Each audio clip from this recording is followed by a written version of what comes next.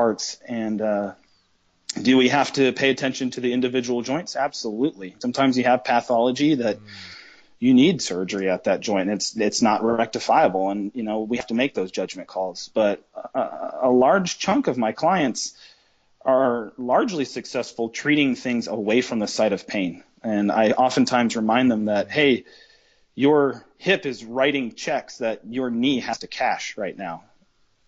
And it's just not sustainable. Sustainable is another word that I use very frequently with my clients. Some people are there and they just want to get out of pain. That's cool. And I tell them, hey, man, I'm not here to judge you. I'm just here to inform you. That's my job. But, I'm just letting you know the way that you're moving right now is not sustainable.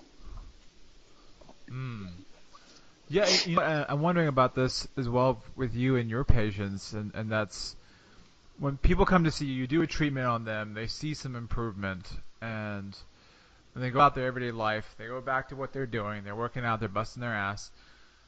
But most of their lifestyle is conducive towards kyphotic positions, neck drawn forward, shoulders drawn forward, severe lower back like curvature, sitting on a chair all day, and putting themselves in positions where they're training their tissues to lock down.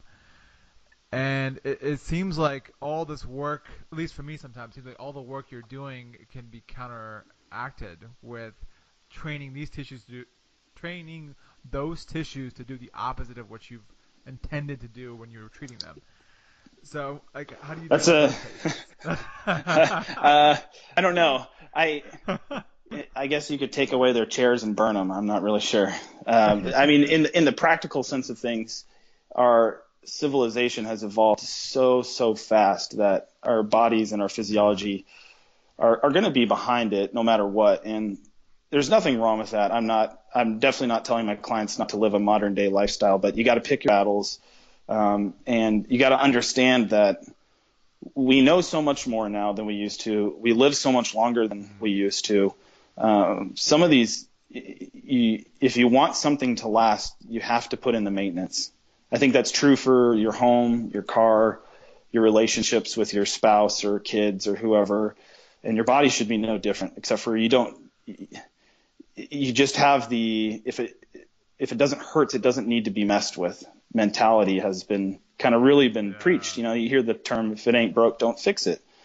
And I think that's a very reactive lifestyle. And I think if everybody spent a week in a place like yours or a place like ours and just saw what your body could look like on both ends of the spectrum, people that are moving really well, that really care, and then people that don't care and don't move well, you would probably change most of the people's attitudes about, man, modern day lifestyle does nothing to maintain my hips. I have to inject something to take care of that, or back or shoulder or whatever, name the joint, you pick it.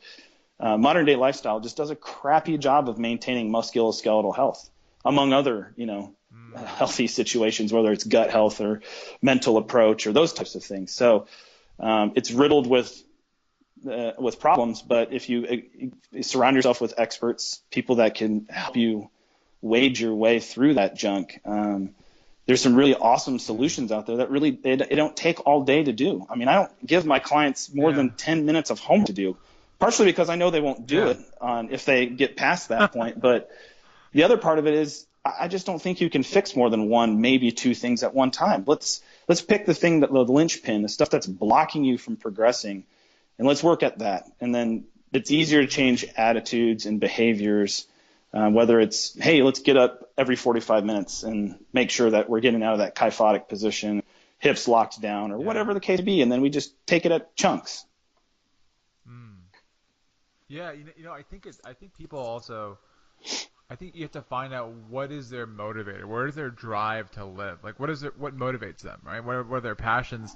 And if it's an athlete who wants to perform better, then it's like an easy plug. It's like, dude, you want to be a better sprinter, squatter, whatever it is, then you better improve. Oh yeah, absolutely. I mentioned to you I was out at this baseball academy this past weekend doing some movement screens for injury prevention, and at this point, between that academy, a high school I work with for their baseball team, and then our own clients, I've probably screened either using FMS or Titleist Performance Institute screening for golfers, or some screen I've put together, at least 250 to 300 non-painful clientele. And it's just a small percentage of people that act on that stuff. And I've taken away from that one, helping someone improve their fundamental movement is not sexy enough. Nobody cares. It's sad, but it's true. It's just nobody cares. Yeah. It's not interesting. If I say, hey, your son's squatting kind of goofy here, do you see that? Oh, yeah, their knees are crashing in. Parents get excited. Everybody's excited. The iron's hot. Nobody strikes. I mean, very, very rarely. And maybe I'm just not the best at delivering it. I have no idea. But it comes back to, what can we use to motivate people to make changes in that? And as I've kind of changed my tune over the last year and a half, talking more about performance, that seems to help some. But in the end, ignorance is bliss until it hurts. And I just find that to be I don't know if I'm being cynical or if I'm but it's the truth. I mean, my partner and I spend long time talking about that stuff. You know, what can we do to motivate these people? What can we do to help them understand that I'm not sending you to the World Olympics of toe touching. I just want you to have proper hip mobility so you can express it on the baseball field or in the Olympic lifting arena or getting out of a chair. I mean, those are all important things. Yeah. Yeah, and you look at the world of performance, right? Performance has like wide implications, not just athletics. And then you look at the athlete, you look at the everyday person, but sometimes I even sheer away from saying the everyday person. I would say, like, well, you're an author, you are this engineer, you're this family man. You have these important things that are a part of your life that involve performance on some level. You have to perform. You have children, you got to pick them up off the ground, so you have to hinge over, pick them up. You have to play with your kids. You have to run, jump, sprint. You have to be able to stay sharp with your mind when you're creating, when you're writing. And that involves a certain level of flow. And then flow comes from a state of being healthy, being clean, being mobile, not having aches and pains that you're thinking about all the time, whereas getting in the way of your creativity. So in those terms, and that's something that I've tried to implement. It's like, okay, guys, performance is not just really what we're doing in here per se, but performance really pervades into every little aspect of your life. And I think that's even hard to see too. Like how can they really truly see that until they truly immerse themselves? And I think that's a common issue, is getting them to the point of full immersion. Yeah, no, I agree. It's funny you say that. I recently saw a client who came in with some low back pain, and after talking with her for about 10 or 12 minutes, it became very evident that anytime she exercised or she bent forward to pick something up, she would have back pain. And I could tell right away she was a little apprehensive to say that, because she was fearful that I was going to say, oh, don't exercise then. And so I tried to circumvent that and come right out and say, no, I know what you're thinking. I'm not going to ask you to stop exercising. That I want you to continue to do that. Deconditioned people are much harder to treat. But we need to be selective with what we do and make some good decisions, and realize that exercising doesn't always have to come from swinging a kettlebell, right? If that's the thing, if that's the mechanism that's hurting you, we need to figure out what is going wrong with that kettlebell swing and reverse engineer it, fix that problem so you can swing it. But it might be 2 weeks, 3 weeks, 6 weeks. I don't know. But we can do other things. We can still get our heart rate up with a variety of other things. So let's not get stuck on the tool. So that was step one. And then as we went through the exam, I was able just to help her create an abdominal brace. And she went from bending forward, touching her toes and having pain, to bending forward, not touching her toes with zero pain. And which was pretty cool. It's like, great, so now you have some ownership. I want you to understand that the abdominal brace isn't exclusive to keeping your legs straight and bending forward, touching your toes. It's useful for moving your trunk from now on. This is your new way of moving. This is your new habit for the next few weeks until this becomes a reflex for you. And I'm not advocating like a hard style, type of moving all the time, but for right now, she needs it as a crutch. And after we spent a good 5 or 10 minutes going through this stuff, talking about getting up and off, as it were, a bed at her home, getting out of a chair there where we had our conversation, telling her how to brace, all these things, right? Because she's going to be doing that. She goes, and I say, okay, we're going to go into the next room. She goes and bends over to pick up her shoes, just like how she normally does, right? And I'm not picking on her. You know, I learned this from Stuart McGill, who's a low back expert, one of the world-renowned low back experts, and he oftentimes at his seminars would say, you deserve your pain. And if you do those things and now that you know and you consciously do the thing that hurts you, well, you're getting what you deserve. And I think he was trying to be humorous, and I'd obviously never say that to a client, but if you now know a strategy to keep you from hurting and you choose not to do it, then you have to take some of that ownership. And I think anybody that wants a healthy style, whether it's being physically fit or not having aches and pains or maintaining mobility or taking care of their physiology through diet and exercise, you can't do it. I can't do it. You can only do it for yourself, and you need experts to help you get educated so you can stay on track.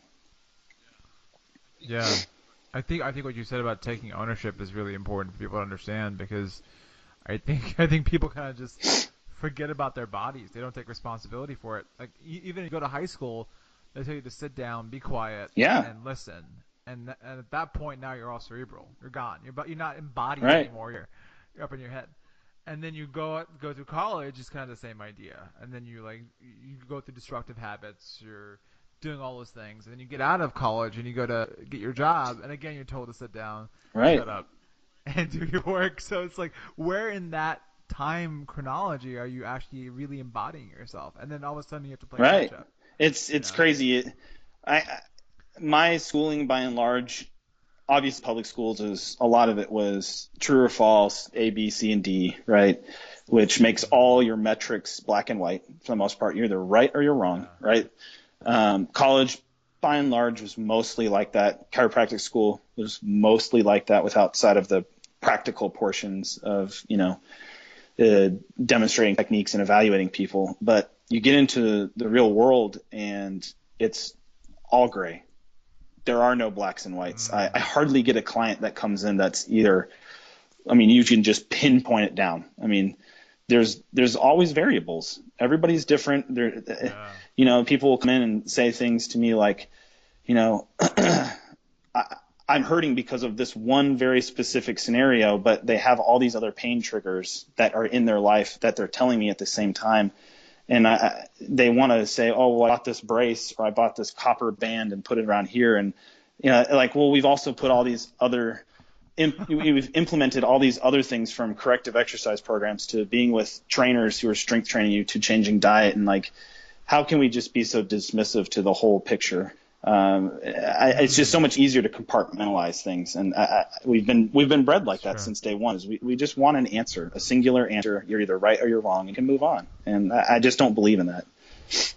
And speaking of, even nutritionally, if you're having gut inflammation, that can turn off a whole slew of activation around your abdominal wall, right? That's... Yeah, absolutely. You can change. Put it like this. If you take your physiology and change it just a tiny bit, you can change all the cells in your body at the same time with, especially your nervous system and what threshold they're going to, depolarize at, meaning create a synapse, which is the impulse that tells your nerve to whatever structure it's going what to do.